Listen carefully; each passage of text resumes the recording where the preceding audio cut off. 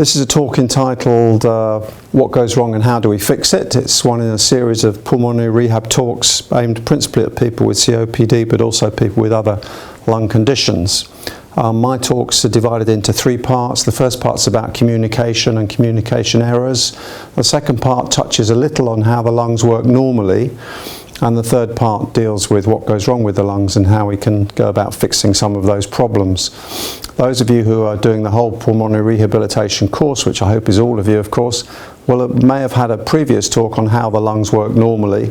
And if that's the case, then some of this will come as a repeat, which is what we call revision in educational circumstances. Okay, so the first bit is about how the lungs work. The first bit is about communication. I've spelt out COPD here, and there are a number of words that can be misunderstood unless we're careful about explaining what they mean in different circumstances. And the best example of that is this word chronic, which in everyday language has a different meaning to what it means in medical language. So if you were chatting to your neighbour over the fence and you said something was chronic, what would you be trying to get across to them? What do you think chronic means in that circumstance? It usually taken to mean that something is bad or serious. When the doctor or the physiotherapist or the nurse is talking about a chronic condition, they're not talking about the condition being particularly bad or severe. Instead, they're talking about the condition being a long-term condition, something that goes on for a long time, rather than something that is short-lived, like an acute condition such as acute appendicitis or acute tonsillitis, which you have for a few days and then gets better. So a chronic condition is not necessarily one that's very severe. It could be very mild, but it does go on for a long time. So it's a long-term condition. That's what chronic means in this context. Obstructive in this context just means there's a blockage somewhere. It doesn't have any special meaning. Pulmonary is one of those words that doctors and nurses and physios use to keep you in the dark a bit. It's a fancy word where a simpler word would do, and a simpler word in this context would be anything to do with the lungs or breathing. So a pulmonary condition is anything to do with lungs or breathing. Disease, a straightforward word, but it's a word split into two parts, dis and ease. I like to think of it as the ease being a state of comfort and dis meaning the absence of that. So it's something that makes you feel uncomfortable. So if we're to translate all these terms into everyday language, rather than saying you've got COPD, which doesn't mean anything to anybody, or saying you have chronic obstructive pulmonary disease, if the doctor or nurse were to say you've got a long-lasting blockage in your lungs that makes you feel bad, that would be a better explanation of how the disease impacts on your everyday life. So that's a bit about how communication can be confusing unless we explain the terms more clearly. There are a couple of other terms I've written down here which are other versions of COPD. The first that you may come across is this one, chronic airflow limitation. This one's quite good. It talks about the disease being long-term. It talks about there being a problem with the flow of air in the lungs, and it says there's a limitation to that which results in the condition. So that's a fairly good term. This is another one, chronic obstructive lung disease. Now this is better because it uses lung instead of pulmonary, so it's a bit easier to understand, but the sharp-eyed amongst you will have spotted the problem with this particular shortened version of COPD in that it spells out cold. So if you went to the GP and were told you had a cold, you wouldn't be too impressed with his diagnosis when you actually had COPD. So a couple of alternatives that you may stumble across if you're looking on the internet or looking in your medical dictionary. A couple of other terms I've listed here because you may well be more familiar with these than the more modern term. These are the old-fashioned terms for the same condition. So the combination of chronic bronchitis and emphysema is the same thing as COPD. If I'd been giving this talk 40 years ago from my pram, obviously, I would have been talking about chronic bronchitis and emphysema rather than COPD. So this is a change in fashion, change in labelling, but not a change in the disease. It's the same condition. I mentioned chronic bronchitis particularly because I wanted to talk about the itis component of chronic bronchitis. when you stick itis on the end of a part of the body, like the bronch here or breathing pipe, it's just defining inflammation of that particular part of the body. So we can make up our own medical dictionary by choosing parts of the body and sticking itis on the end to define a condition marked by inflammation of that part of the body. So here's one, bronchitis. Can you think of any other parts of the body that might be inflamed and give rise to a name of the part of the body? Tonsillitis. So tonsillitis, that's a good example. We mentioned it earlier, acute tonsillitis. So that's the tonsils being inflamed, itis of the tonsils, tonsillitis. There are a few others like arthritis, where arth means joint and itis means inflammation. And appendicitis I mentioned earlier, conjunctivitis, inflammation of the surface of the eye. So itis means inflammation of, bronch means breathing pipe, and chronic means something that's going on for a long time. So this is part of COPD. It's chronic inflammation of the breathing pipes. Emphysema we'll talk a little bit more about later on. So that's the first bit of the talk about communication problems and needing to explain what we mean when we use these fancy words.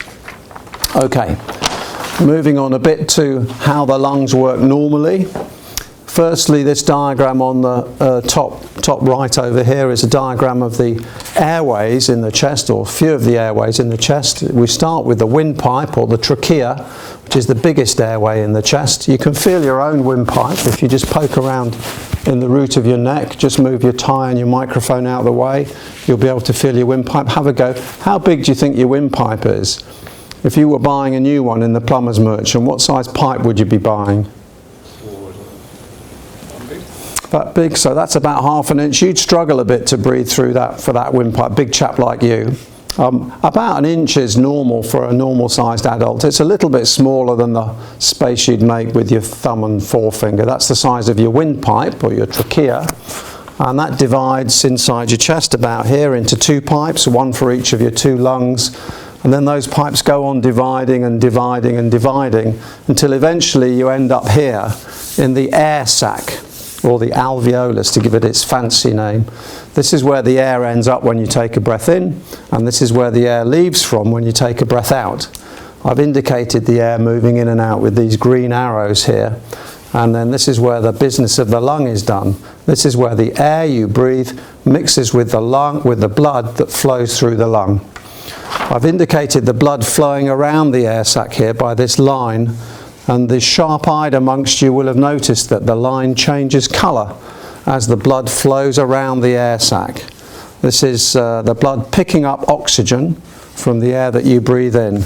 And that oxygen entering the blood has an odd effect on the blood. It changes the colour of the blood from blue, the sign of blood with no oxygen in, not the sign of royal blood, but blood with no oxygen, to red, which is blood full of oxygen.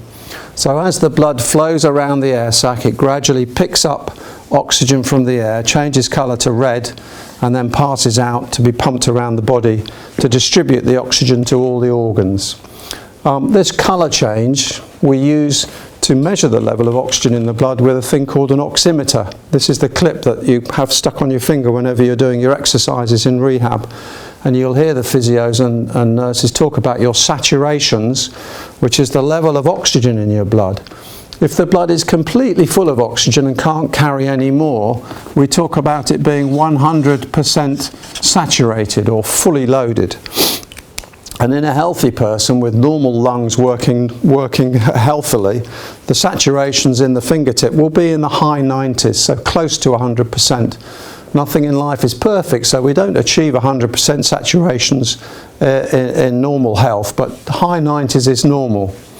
And that's where the saturations thing comes from. That's the colour of the blood in your fingertip. You may have noticed the clip-on saturation meter shines a little red light through your finger, and it uses the colour change in the blood to determine how much oxygen there is. Just looking at this air sac for a second, you can see that it's quite convoluted. It's often described as being like a bunch of grapes. And the big feature of it is that it has a large surface area for the amount of space it takes up. So there are lots and lots of these alveoli crammed into your lungs on both sides. It's often said that if you were to peel all these grapes that represent the surface of the alveoli, stitch them all together and make a big quilt out of them, Can't think why you'd want to do that. But if you were to do that, this quilt would cover the size of a tennis court. So you've got about a tennis court of blood-air interface stuffed into your chest. Okay.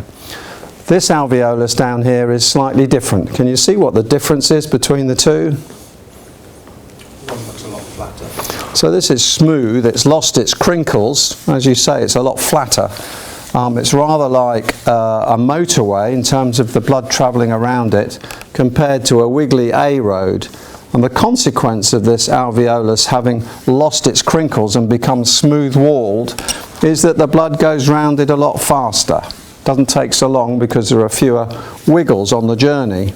And as a consequence of that, if you look at the colour change in the blood on this emphysematous alveolus, you can see that as the blood travels round, it doesn't have enough time to fully load up with oxygen. It's gone past the air too quickly. So if you can notice, the blood coming out of this alveolus has still got a sprinkling of blue in it. It's not completely loaded up with oxygen like the healthy alveolus is. So this might be coming out at 90 or 95%, less than it should be. And this is one of the principal reasons why the emphysematous lung can't get enough oxygen into the blood, because the alveolus has lost its crinkles and the contact time between blood and air is reduced because of this rapid transit of blood through the alveoli. Okay, that's the second bit about how the lungs work normally and one of the things going wrong, and we've touched a little bit on what emphysema is. It's dilated alveoli where they've lost their wrinkles. And then lastly, we're going to talk a bit about the airways in the lung, the tubes that take the air down to the alveoli. So I've tried to draw here in sort of cartoon fashion a cross-section through one of the alveoli. This represents the wall of the airway in the chest, and I've drawn a few squiggles and things to represent the components that make up the wall of the airways. So the airways have little bundles of muscle wrapped around them, rather like the stripes on a barber's pole. Strips of muscle wound around the airway walls that allow the lung to open and close the airways by contracting or relaxing the muscles. And that's a useful thing to be able to do in the lung, particularly regionally, so you can shunt the air to the best part of lung depending upon your position and what your lungs are doing. So we've got muscles, we've got this lining in the airway. This is a mucous membrane, this thin red line, which lines all the airways in the chest and is part of the mechanism the lung has to keep itself clean. So the mucous membrane helps keep the lungs clean by catching all the rubbish that you breathe in, pollution and bugs and dust and stuff. All gets captured in the mucous membrane and cleared out of the lung. And then lastly, I've drawn some wiggly lines here to represent springs pulling the airway open and supporting the walls of the airway. These tubes, by the time they get down to the alveolar level, are microscopic in size. That means very, very tiny, too small to see with the naked eye. And because they're that small, their walls are very, very fine and need support in order to keep them open. And that's what these springs represent, the supporting tissues around the airways that help keep them open and let the air travel through them. So, on the other side of the drawing here, I've got three scenarios where something has gone wrong. And your job is to spot the difference between the healthy airway over here and the abnormal airway over here. We can deal with them one by one. So what's the difference with this fella in the middle here compared to this healthy airway on this side? What's changed between this drawing and this drawing? The mucous membrane. So the lining, yeah, very good. The lining of the tube here has swelled up. And what's, as a consequence, has happened to the hole down the middle where the air goes? It's a lot more narrow. It's got a lot narrower, hasn't it? So which tube would you rather be breathing through? This healthy one over here or this inflamed tube on this side? The healthy one, thank you very much. So this is inflammation of the lining of the tube. You remember we talked about inflammation earlier as being an itis condition.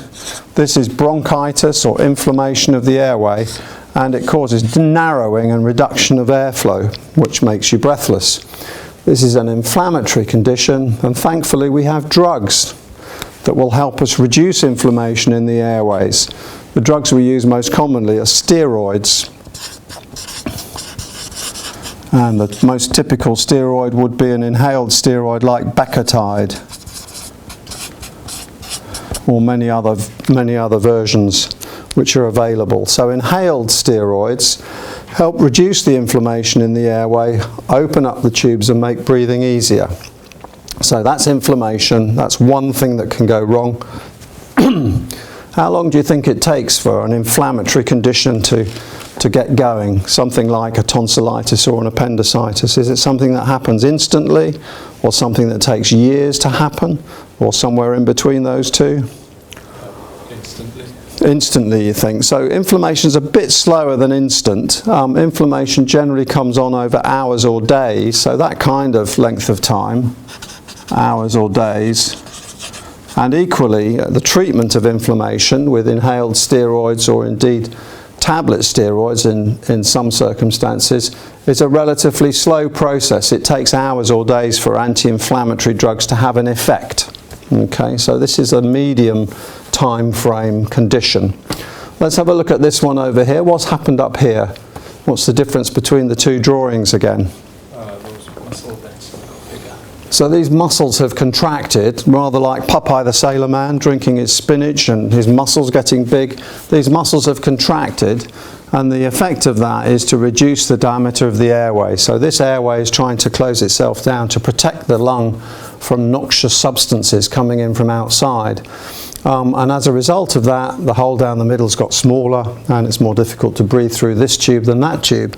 How long do you think it might take for this condition to happen? This is a muscle contraction. I'll give you a clue. Here's a muscle, believe it or not, and I'm going to make it contract. Here we go. How fast is that? So that is pretty quick, isn't it? So this is a lot faster than inflammation. This is muscle contraction. We call it spasm. And because it's in a bronchus, we call it bronchospasm. Bronchospasm. So this is something that is fast, perhaps not instant, but within seconds or minutes, you can go from an open tube to a very narrow tube because of muscular contraction. Now we do have some drugs that will relax the muscles around the airways. These drugs are called bronchodilators. And the typical one that most of you will have in your pocket is Ventolin, which is a bronchodilator, relaxes the muscles in the airway, opens the airway up and lets the air in. And when you take your Ventolin, you may have noticed that it has an effect within a few minutes of you taking it, which is what we'd expect from the pathological process causing the narrowing in the first place. So Ventolin works within a few minutes to open up the tubes and let the air in. And the third one down here is another condition. What's happened to this drawing that's different from the normal drawing on the left-hand side there?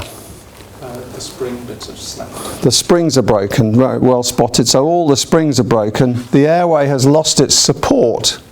The lining of the airway is unaffected. The muscles are not contracting, but the airway nonetheless has collapsed in on itself because all its support structures have disappeared. And one way of thinking about this is to think about an old-fashioned tent with guy ropes holding the tent open. If you were to go round and cut all the guy ropes on your sister's tent, I'm not suggesting you should, but if you were to do that, you'd find that the tent would collapse inwards, the space inside would disappear because it lacks support. Another good analogy for this collapsing airway is a drinking straw. You may remember when straws were all made out of paper. In fact, they're increasingly made out of paper now. It's become fashionable again because plastic is bad. So paper straws have a little wax coating to keep the water out of the paper. But when the wax coating fails, if you leave your straw in your orange juice overnight, the following morning the straw's all floppy, and when you try and drink your orange juice through a floppy straw, what happens?